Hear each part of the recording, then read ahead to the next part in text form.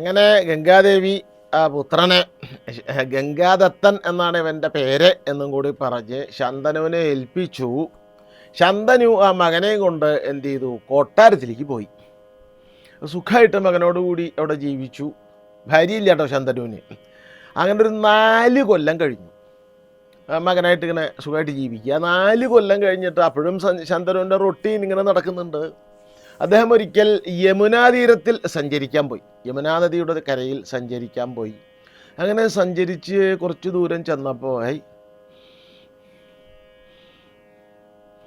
എന്താ പിക്നിക് സിനിമയിലെ നസീർ സാറ് കസ്തൂരി മണക്കുന്നല്ലോ കാറ്റേ നീ വരുമ്പോൾ കൺമണിയെ കണ്ടുവോ നീ കവിളിണ തഴുകിയോ നീ, ഒരു കസ്തൂരി ഗന്ധം വരുന്നു. എന്താ അത്? അപ്പോൾ മറ്റേ സത്യവതിയാണ്. അത് മുക്കുവൻ്റെ മകൾ സത്യവതി മുമ്പ് യമുനാതടത്തിൽ വഞ്ചി കിടക്കാമെന്ന പരാശരനുമായി അദ്ദേഹത്തിൻ്റെ ആവശ്യപ്രകാരം യമുനാ നദിയുടെ നടുവിൽ വെച്ച് തോണിയിൽ വെച്ച് ബന്ധപ്പെട്ട് ഒരു പുത്രനുണ്ടായിട്ടുണ്ട് വ്യാസൻ. ആ പരാശരൻ്റെ അനുഗ്രഹഫലമായി മത്സ്യഗന്ധം മാറി കസ്തൂരിഗന്ധം കിട്ടി. 1 യോജന വ്യാപിക്കും. അതുകൊണ്ട് സത്യവതിക്ക് യോജനഗന്ധ എന്നും ഗന്ധവതി എന്നും പേരുണ്ട്. അവിടെ നിന്നാണ് ഈ ഗന്ധം വരുന്ന. രാജാവിന് ഇതറിയില്ല. രാജാവ് ഇങ്ങനെ നോക്കിപ്പോണ്ട്, അയ്യോ അതിസുന്ദരിയായിട്ട് ഒരു സ്ത്രീ നിൽക്കണു, ആരാന്ന് ചോദിച്ചു. നേരെ അങ്ങോട്ട് ചെന്നു. പിന്നെ സംശയമൊന്നും ഉണ്ടായില്ല. നേരെ അദ്ദേഹം അവിടെ ചെന്നിട്ട് ചോദിച്ചു, നീ ആരാ?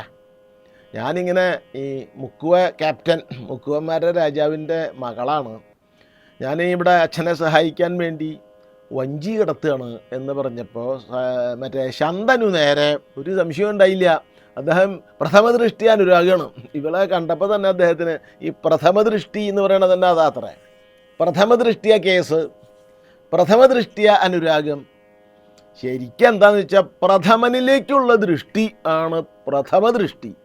സദ്യക്ക് പ്രഥമൻ വിളമ്പൂലോ, അതെ. അപ്പോൾ പഴപ്രഥമനിലേക്ക് നോക്കുക, പഴപ്രഥമ ദൃഷ്ടി. പരിപ്പ് പ്രഥമനിലേക്ക് നോക്കുക, പരിപ്പ് പ്രഥമ ദൃഷ്ടി. അടപ്രഥമനിലേക്ക് നോക്കുക, അടപ്രഥമ ദൃഷ്ടി. അങ്ങനെ പാലടപ്രഥമനിലേക്ക് നോക്കുക, പാലടപ്രഥമ ദൃഷ്ടി. പ്രഥമനിലേക്ക് നോക്കുന്നതാണ് പ്രഥമ ദൃഷ്ടി. അപ്പോൾ പ്രഥമ വിവര റിപ്പോർട്ട് എന്ന് പറഞ്ഞാൽ ഇന്ന പായസം, പരിപ്പ് പ്രഥമ ഉണ്ടായി, പാലടപ്രഥമ ഉണ്ടായി, അടപ്രഥമ ഉണ്ടായി, അതിനൊക്കെ ഇന്ന ചെലവ് വരുമെന്ന റിപ്പോർട്ടാണ് പ്രഥമ വിവര റിപ്പോർട്ട്.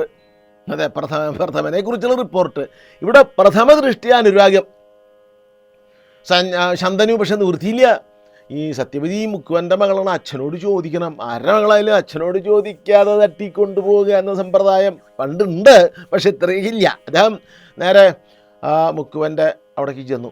അദ്ദേഹം അവിടെ മത്സ്യത്തൊഴിലാളികളുടെ രാജാവാണ് ഇരിക്കുന്ന ആള്. ആരാത്?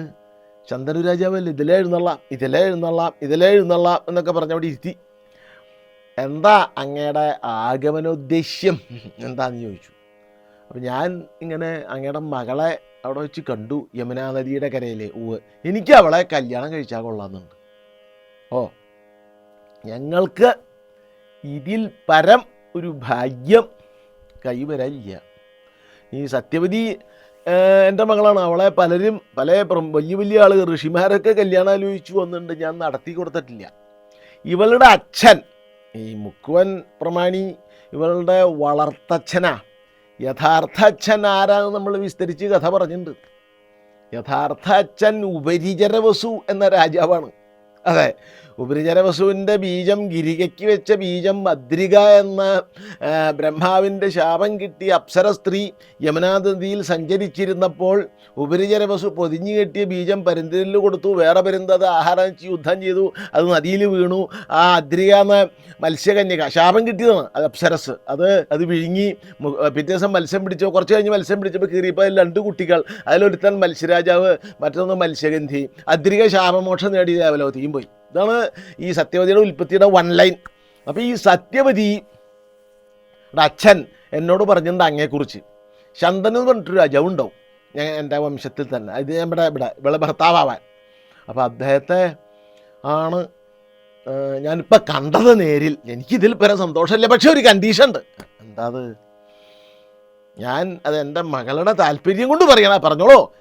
അങ്ങയിൽ ഇവൾക്കുണ്ടാകുന്ന മകനെ അങ്ങ് രാജ്യം കൊടുക്കണം, അവൻ രാജാവണം.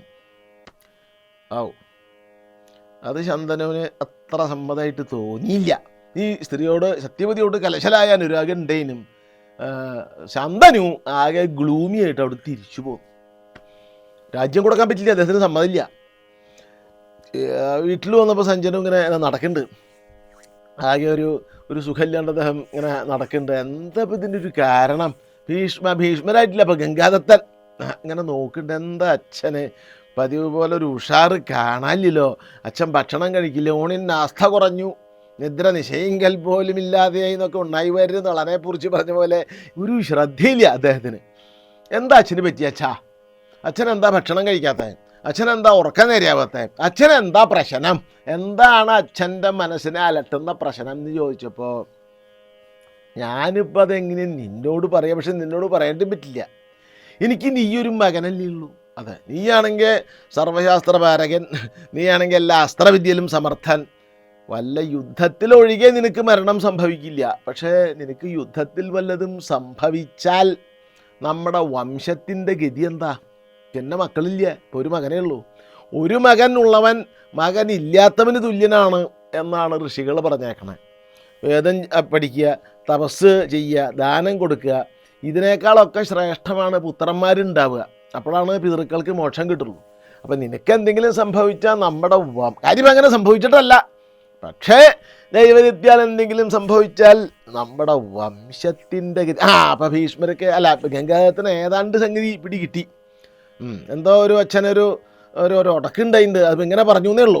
സത്യവതി കൊണ്ട് എനിക്ക് കല്യാണം കഴിക്കണമെന്ന് നേരിട്ട് മകനോട് പറയാൻ പറ്റുമോ? അത് എന്നിട്ട് ഗംഗാദത്തൻ ശന്തനുവിൻ്റെ തന്നെ വളരെ ഇഷ്ടക്കാരനും ഒരു വൃദ്ധനുമായൊരു മന്ത്രിയുടെ അടുത്ത് പോയി. എന്താ അച്ഛന് പറ്റിയേ?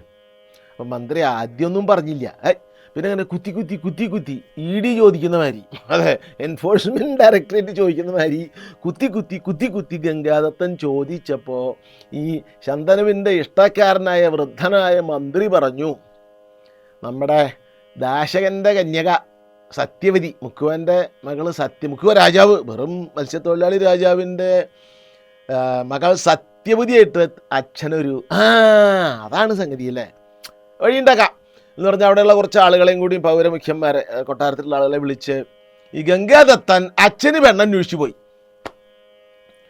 ഇപ്പം ഉണ്ടാവും പഴയ കാലത്ത് ലോകത്തെ ഏതെങ്കിലും സാഹിത്യകൃതിയിൽ, എനിക്ക് അറിഞ്ഞുകൂടാ ഉണ്ടോന്ന്, അച്ഛൻ മകന് പെണ്ണന്വേഷിക്കും, ഇത് മകൻ അച്ഛന് പെണ്ണന്വേഷിക്കുക ഉണ്ടാവാം, പക്ഷേ നിശ്ചയില്ല. എന്തായാലും ഇപ്പോൾ അങ്ങനെ ഒരു അപൂർവ സന്ദർഭം മഹാഭാരതത്തിലുണ്ട്. അച്ഛൻ മകന് പെണ്ണന്വേഷിക്കുകയല്ല, മകൻ ഗംഗാദത്തൻ അച്ഛന് പെണ്ണന്വേഷിച്ചു പോയി. സംശയമൊന്നും ഉണ്ടായില്ല. നേരെ മുക്കുവൻ്റെ രാജധാനിയിലേക്ക് ചെന്നു. ആരാത്? ഗംഗാദത്തനോ? ഒരു ഇരിക്കൂ, എന്താന്ന് ചോദിച്ചു. അപ്പം അച്ഛന് സത്യവതിയിൽ കമ്പണ്ട്. അച്ഛൻ ഇവിടെ വന്നിരുന്നു. അപ്പം അച്ഛന് വേണ്ടി സത്യവതിയെ യാചിക്കാനാണ് ഞാൻ അങ്ങയുടെ അടുത്ത് വന്നത് എന്ന് പറഞ്ഞു ഗംഗാദത്ത. അപ്പം പറഞ്ഞതിന് ഞാൻ അച്ഛനോടൊരു കണ്ടീഷൻ വെച്ചിട്ടുണ്ടായിരുന്നല്ലോ. എന്താ? അങ്ങ് ആണ് രാജ്യാവകാശി, അത് എൻ്റെ മകളിൽ അച്ഛനുണ്ടാവുന്ന കുട്ടിക്ക് രാജ്യാവകാശം കൊടുക്കണം. അതിനെന്താ വിഷമം? ഞാൻ രാജ്യം ഉപേക്ഷിക്കുന്നു എന്നവിടെ വെച്ച് ഗംഗാദത്തൻ ആദ്യത്തെ ശപഥം ചെയ്തു. ശരി, അങ്ങ് രാജ്യം ഉപേക്ഷിച്ചു, അങ്ങയുടെ വാക്ക് പാലിക്കും, എനിക്കതിന് യാതൊരു സംശയവും ഇല്ല. എന്നാ പിന്നെ അല്ല, പിന്നെ ഒരു കാര്യം, ഇനി എന്താ കാര്യം? അങ്ങേക്ക് മക്കളുണ്ടായാലോ? അവർ രാജ്യത്തിന് അത്ര പറഞ്ഞുള്ള ആൾ, അങ്ങേക്ക് മക്കളുണ്ടായാലോ? അപ്പം മറ്റേ ഗംഗാദത്തിന് സംഗതി മനസ്സിലായി. അവർ രാജ്യത്തിന് അവകാശവാദം ഉന്നയിച്ചാൽ ഭീഷ്മർ അങ്ങയോട് ഗംഗാദത്തിനോട് യുദ്ധം വെട്ടി ജയിക്കാൻ ആർക്കും പറ്റില്ല. അങ്ങേക്ക് മക്കളുണ്ടായാലോ? ശരി, ഞാൻ ഈ ജന്മം ബ്രഹ്മചാരിയായി ജീവിക്കും, മക്കളില്ലെങ്കിലും ഞാൻ സ്വർഗത്തിൽ ഉയർന്ന ലോകങ്ങൾ നേടും.